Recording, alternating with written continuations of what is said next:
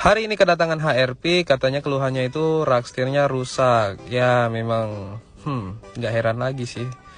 Ya jadi kata abangnya waktu itu udah pernah diservis dan baru 3 minggu itu muncul lagi bunyinya. Oke, jadi langsung kita analisis, kita cross check semua dan kita cekin satu-satu ya. Oke, memang rak setirnya itu udah rusak ya, teflonnya. Kemarin udah dibenerin ya, ngulang lagi 3 minggu, tapi benernya bukan kita sama kita juga nggak terima servis rak setir. Ya terima aja, dengan konsekuensi kalian terima nanti bakal ngulang lagi karena nasib-nasiban rak setir ini ya. Kadang diservis jadinya awet, kadang diservis juga jadinya nggak awet. Nah ini kita ganti yang baru cuy, rak setirnya. Ownernya juga ngikutin rekomendasiku karena aku juga nggak mau ambil resiko banyak karena nanti takutnya jadi fitnah karena servis rak setir itu sungguh membagongkan ya. Jadi kita ganti baru rak setirnya, walaupun imitasi setidaknya lebih tahan daripada kalian diservis. Oke, langsung kita rakit aja, kita pasang di cross membernya lalu kita naikkan ya. Kalau emang bongkar setir itu harus turun semua gini ya cross membernya ya. Tapi kadang ada juga mobil yang nggak mesti turun cross member.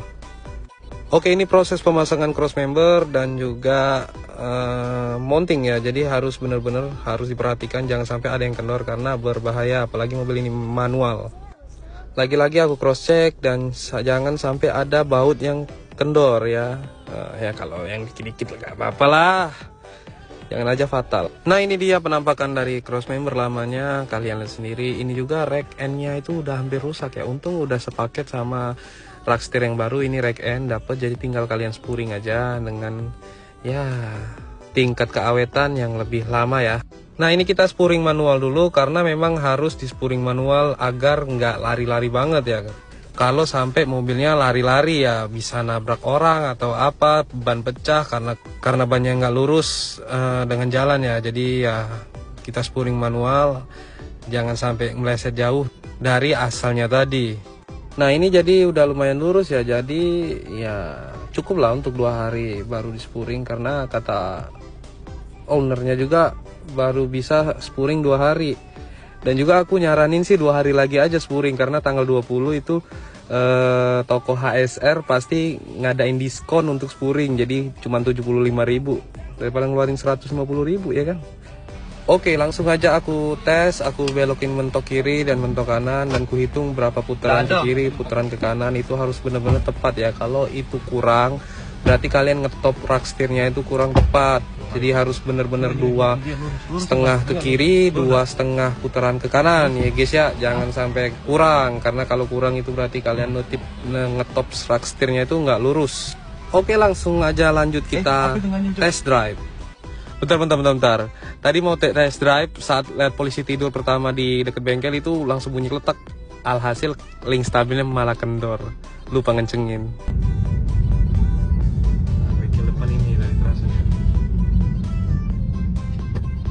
Kamu udah pusing lagi, nggak mikir ke rak setir lagi nggak?